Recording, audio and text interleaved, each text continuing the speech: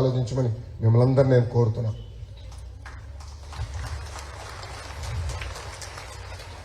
భారతదేశంలో 4000 ఎమ్మెల్యే స్థానాలు ఉన్నాయండి. 4000 పైచీలకు ఎమ్మెల్యే స్థానాలు ఉన్నాయి. సంక్షేమ అభివృద్ధిలో ఎవరు నంబర్ 1 అని వాళ్ళు ఆలోచిస్తే మంగళగిరి వైపు చూసే విధంగా మన మంగళగిరి నేను అభివృద్ధి చేసే బాధ్యత నేను తీసుకుంటాను. నేను చాలా స్పష్టంగా ఒక ప్రణాళిక పెట్టుకున్నా. మొదటిది మున్సిపాలిటీ కార్పొరేషన్ అనేది రేపు మన అధికారులకు వచ్చి చర్చించి నిర్ణయం తీసుకోవాల్సిన అవసరం ఉంది. ఎందుకంటే ఏ పంచాయతీలు అయితే కార్పొరేషన్లో కలిపారో వాళ్ళందరూ బాధపడుతున్నారు. పంచాయతీగానే మమ్మల్ని వదిలేయండి, మాకు హాయిగా ఉండేది అంటున్నారు. సో వాళ్ళతో సంప్రదింపులు చేసిన తర్వాత అందరూ నిర్ణయం తీసుకుందాం. కానీ నా ఆలోచన ఏంటంటే బ్లాక్ బేస్డ్ డెవలప్మెంట్ జరగాలి. ఒక బ్లాక్ తీసుకుంటే కంపల్సరీ పార్క్ ఉండాలి, అక్కడ హెల్త్ కేర్ సెంటర్ కూడా ఉండాలి, మెరుగైన వసతులు ఆ బ్లాక్లోనే మీకు కల్పించాలి. మళ్ళీ జోన్ తీసుకుంటే పెద్ద పార్క్ అనేది ఉండాల్సిన అవసరం, కమర్షియల్ జోనింగ్ పకడ్బందీగా జరగాల్సిన అవసరం ఉంది. సో డెవలప్మెంట్ సమగ్రంగా చేస్తాం. మన ప్రాంతానికి భూగర్భ డ్రైనేజ్ అనివార్యం కావాలి. అది మన ప్రభుత్వం ఏర్పడిన వెంటనే చేసే బాధ్యత నేను తీసుకుంటా. ఎందుకంటున్నానంటే అపార్ట్మెంట్లు ఎక్కువ వస్తున్నాయి, మూసి నదులు కూడా తయారైనాయి అమ్మా. ఇవన్నీ వెళ్ళి పంట పొలాల్లోకి వెళ్తున్నాయి. అక్కడ రైతులు గొడవ పెడుతున్నారు. అంటే భూగర్భ డ్రైనేజ్ చేసి ఈటీపీ ప్లాంట్లు పెడితే ఈ ప్రాబ్లం ఉండదని. అందుకే దీనికి శాశ్వత పరిష్కారం మన ప్రభుత్వం చేస్తాం. రెండోది, పక్కనే కృష్ణమ్మని పెట్టుకుని 24 గంటలు నీళ్ళు ఇవ్వలేకపోతున్నాం. తెలుగుదేశం ప్రభుత్వ అధికారంలో ఉన్నప్పుడు ఈ మున్సిపాలిటీ వైకాపా చేతుల్లో ఉండే. ఆనాడు పని చేయాలంటే ఎమ్మెల్యే గారు అడ్డుపడ్డేవారు.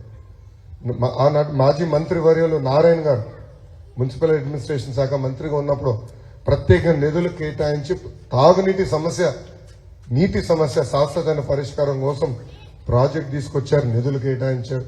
ఈ ప్రభుత్వం అది గాలికి వదిలేసింది. మా లక్ష్యం ఒకటి, 20 సంవత్సరాలు గ్రోత్ రేట్ తీసుకుంటాం మన మున్సిపాలిటీ కార్పొరేషన్. దాన్ని బట్టి ఎంత నీళ్ళు అవసరం, ఎంత కెపాసిటీ పైప్ లైన్ వేయాలి, అది బేరీ చేసుకుని నీటి సమస్యకి శాశ్వతమైన పరిష్కారం మన ప్రభుత్వం చూపిస్తుంది తల్లి. ఇంతేకాకుండా నేను ఆలోచిస్తున్నా, ఇంకా చేనేత సోదరులకి ప్రత్యేకంగా వీవర్స్ చాలా చేపించాం. అంటే వాళ్ళ ఆదాయం 3 రెట్లు పెంచాలన్న ఆలోచనతో లేటెస్ట్ మగ్గాలు తీసుకొచ్చి చేశాం. మంగళగిరిలో ఎక్కువ మంది స్వర్ణకారులుగా కూడా ఉన్నారు. అంటే న్యాచురల్ అడ్వాంటేజ్ మనకుంది. పెద్దవారు స్వర్ణకారులు కూడా, మంచి జ్యువెలరీ షాప్ ఉన్నవారు. అన్నగారితో కూడా ఈ పొద్దునే మేము ఆడుకున్నాం కలిసి వచ్చినప్పుడు.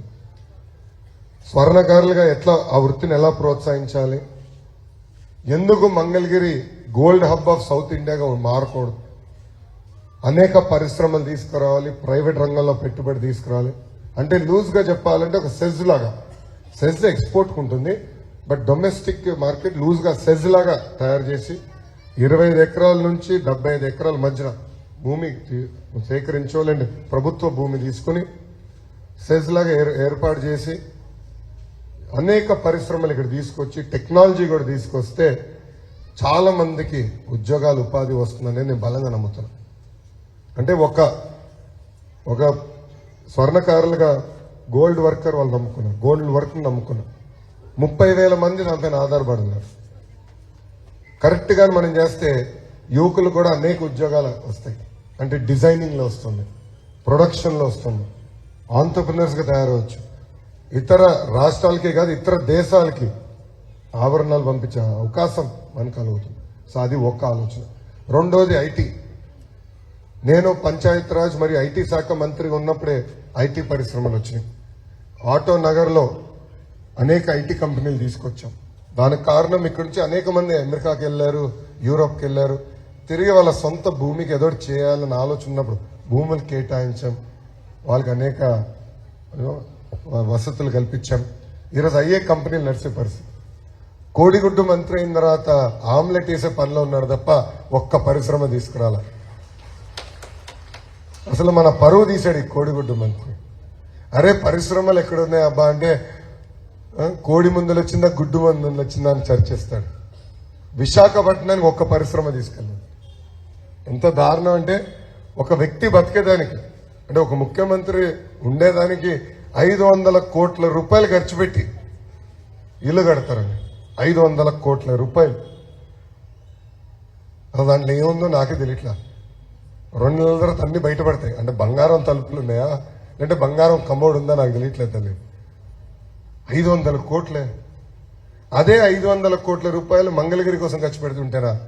డ్రైనేజ్ మొత్తం అయిపోయింది తల్లి. ఇప్పటికి భూగర్భ డ్రైనేజ్ మొత్తం అయిపోయి ఓకే, అది వద్దనుకుంటే అసలు నీటి సమస్య మొత్తం పరిష్కారం అవుతుంది అని చేయలే. ఇంకో పక్కన ముఖ్యమంత్రి గారు హెరాస్మెంట్ తెలుసు. రాక ఆయన ఇంటి బయటికి అడుగు పెడితే మొత్తం ఆపేస్తారు.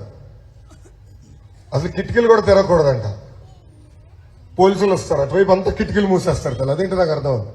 షాపులను మూసేస్తారు, అంటే ఒక యుద్ధ వాతావరణం కల్పిస్తారు. మళ్ళీ అమరావతి కండవ కప్పుకుని జయ అమరావతి బ్యాచ్ చేసుకుంటే ఇమీడియట్ గా పరదాలు కట్టేస్తారు. అది ఎంత భయపడుతున్నారో చూడండి. ఇలాంటి పరిస్థితులు ఉండకూడదు. మన ప్రాంతం అభివృద్ధి చెందాలి. మన నియోజకవర్గం ఒక ఆదర్శ నియోజకవర్గం లాగా నిలబడాలనేది మా అందరి లక్ష్యం. తప్పనిసరిగా మొత్తం ఆంధ్ర రాష్ట్రమే కాదు భారతదేశం మంగళగిరి వైపు చూసే విధంగా మంగళగిరి నేను అభివృద్ధి చేస్తానని ఈ సభాముఖం మీ అందరికి నేను హామీస్తూ